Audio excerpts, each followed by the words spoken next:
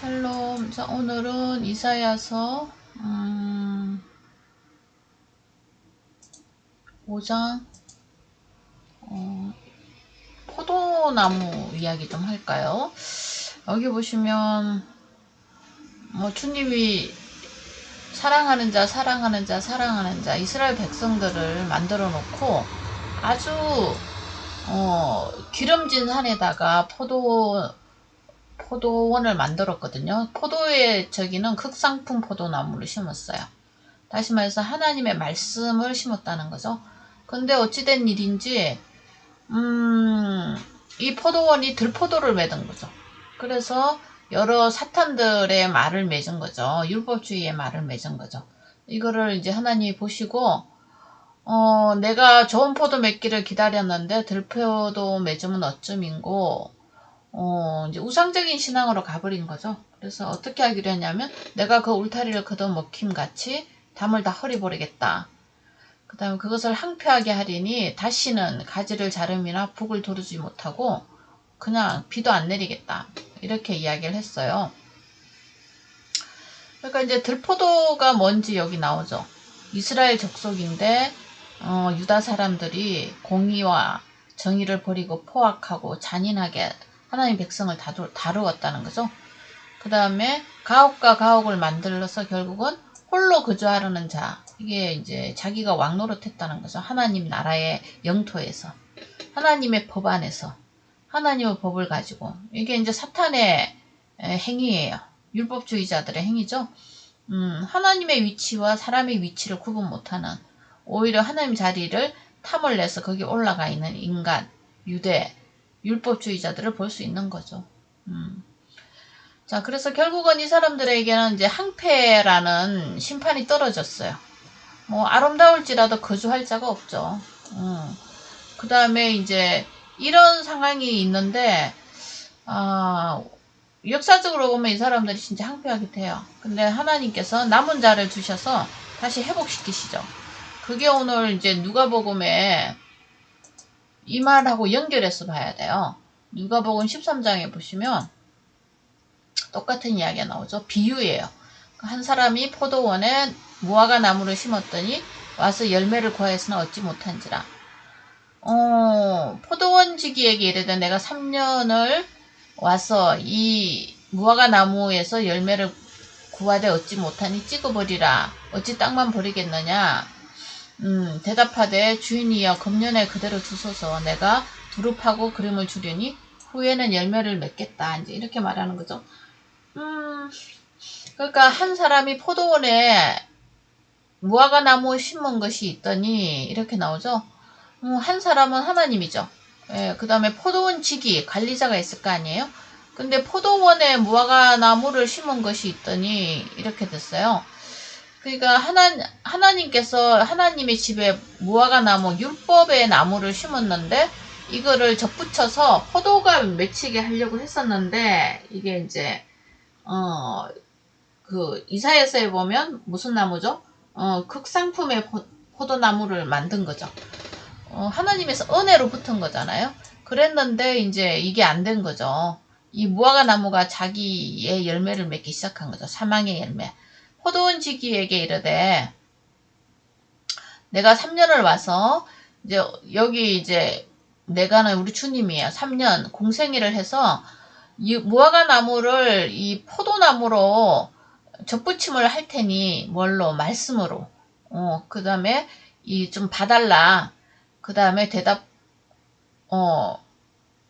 그래서 이제 그 금년에도 그대로 두소서 내가 두릅하고 기름을 줄 것입니다. 이게 이제 오셔가지고 두릅하고 기름 준 게 뭐죠? 말씀 바꿔준 거잖아요.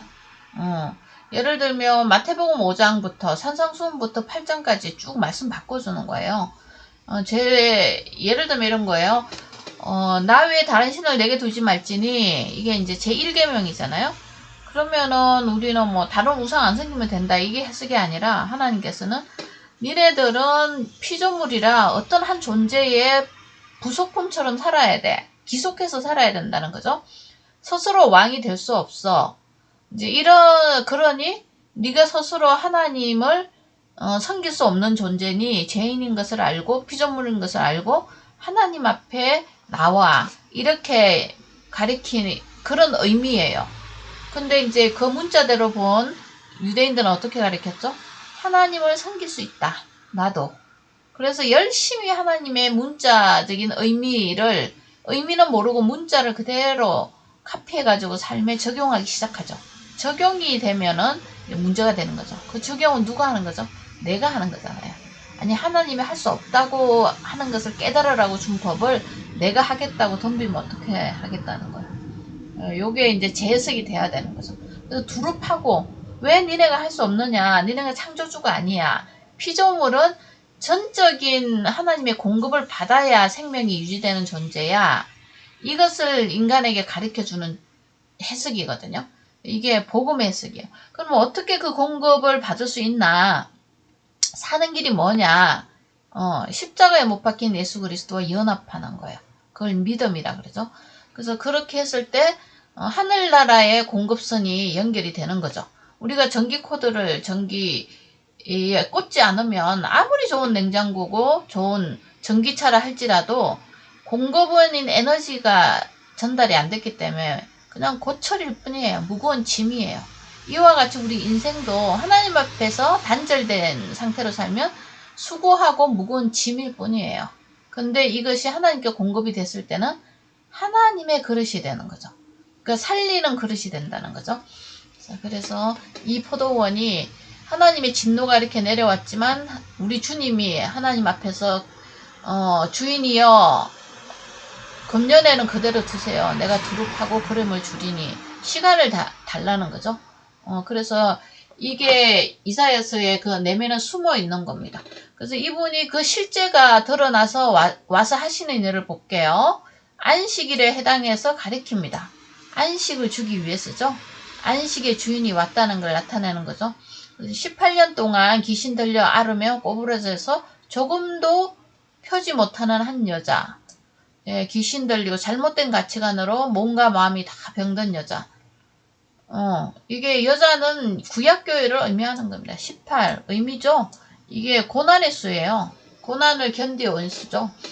동안 그 다음에 한 여자가 있었는데 이분이 찾아가요. 보시고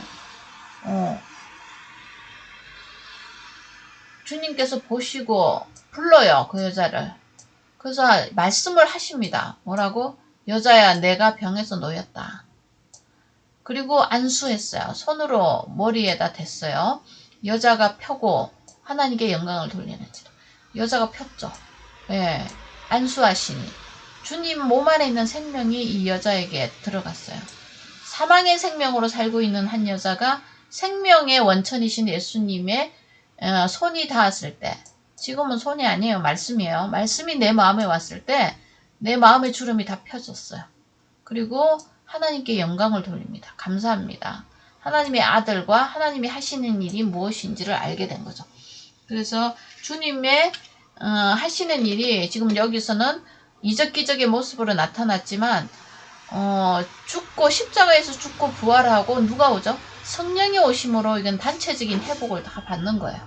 모든 사람이 우리가 아직 죄인되었을 때 주님이 십자가를 세워놓으셨죠. 안수예요. 십자가를 믿음으로 여자가 곱표고 하나님께 영광을 돌렸다. 이렇게 되죠. 자, 그래서 우리가 예수님이 하시는 것을 보시면 이 일을 하신다는 거죠. 요게 3년 동안 두루 파고 마음을 파죠. 그름도 주고 하나님의 말씀을 다시 재해석을 해주는 거죠. 그래서 예수님이 오셔서 회복과 생명 주시는 일, 생명을 살리는 영을 가지고 오신 분. 그래서 살리는 것은 영이니 율법 조문은 살리지 못해요. 하나님의 말씀이 영이잖아요. 그 말씀 속에 들어있는 게 뭐죠? 하나님의 사랑이죠. 자기 백성과 자기의 피조물들을 무한대로 사랑하시는 그 사랑. 그것이니 내 말이 곧 영이다. 예수님이 하시는 말을 믿어야 돼. 안수하시니 말씀을 내 마음에 안수해야 돼. 내 마음에 묻혀야 돼요. 그래야 우리의 마음의 주름이 다 펴지고 영육 간의 평강을 얻게 되고 우리가 제 위치로 왔죠. 하나님께 영광은 우리는 우리 위치로 가는 게 하나님께 영광이에요.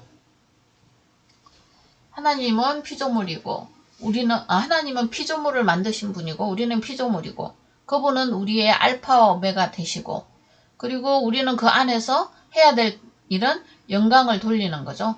영광의 범위는 아유 좀 고쳐주셔서 감사합니다. 이게 아니라 로마서에서는 더 확장시킵니다. 로마서 36장에 가면 만물이 주에게서 나왔어요. 나의 모든 것뿐만 아니라 이 세상 다 범위, 나의 환경, 또 주로 시작했어요. 시작하신 분도 그분이죠.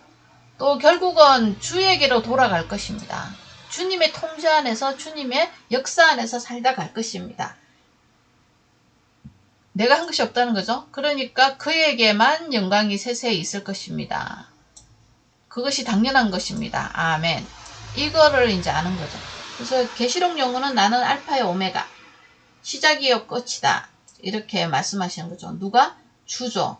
계시록에 보면 나는 알파의 오메가라고 우리 주님이 자기 계시를 하시잖아요. 여기 나오죠? 예. 부활하신 주님이 자기 사랑하는 제자 요한에게 나타나셨는데 이렇게 어마무시한 화려한 모습으로 나타나죠. 눈은 불꽃 같고 풀무 같고 빛나고 맑은 물 같고 생명수죠. 7별 완전한 별, 입에서는 좌우의 날쌘금, 율법과 복음을 자르고 영육혼을 다 잘라내는 말씀. 그 얼굴은 형상이죠. 해가 힘있게 비치는 것 같아. 생명의 원천이죠.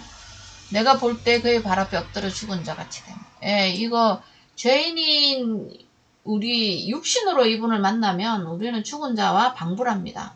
이분의 생명의 열기 앞에서 움직이질 못하죠. 왜냐하면 우리가 갖고 있는 생명은 죽는 생명이잖아요. 근데 그가 오른손을 내게 얹고 진리, 복음, 십자가에 못 박히신 그 손을 얹고 예, 이거 안수죠. 아까 그 여인 있잖아요. 18년 된 여인한테 안수했던 그 손입니다.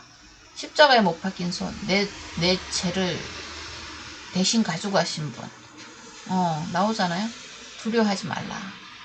나는 처음이요 마지막이다. 네 인생을 시작한 것도 나고 네 인생을 마칠 사람도 나야. 너는 평안해. 여기 나오잖아요. 두려워하지 말라. 예. 그래서 우리가 이런 주님을 믿는다는 것을 이 기록으로 통해서 보고 있죠. 그럼 어떻게 해야 돼요? 마음의 안수를 해야 돼요. 믿으면 되죠.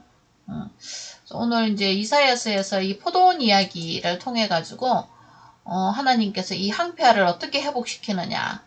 우리 죄로 인한 이 항폐가 회복시킬 사람은 누구냐. 신약에 이분이 와야 돼요. 믿음이 와야 돼요. 오늘 포도원 이야기는 중요한 겁니다. 우리 주님의 사역지고 하나님의 집이고 하나님의 나라고 이런 거를 이제 포도원으로 표현을 하죠. 관계죠. 사실은 이 포도원 만들어 놓고 뭐 잘 크나 안 크나 이게 아니라 우리가 하나님 아버지와 어떤 관계에 있는지를 가르쳐 주려고 쓴 거예요. 요한복음 15장 참 포도요 나무요 내 아버지는 농부고 너희는 가지고 열매를 맺는 가지. 그러니까 이 농부도 뭐 때문에 일하시는 거예요? 가지에 맺힌 열매 때문에 일하시는 거죠. 참포도도 뭐 때문에 나무도 뭐 때문에 일하는 거죠? 열매 때문에 일하잖아요. 그러면 이 열매를 맺힐 장소가 어디죠? 가지예요, 가지.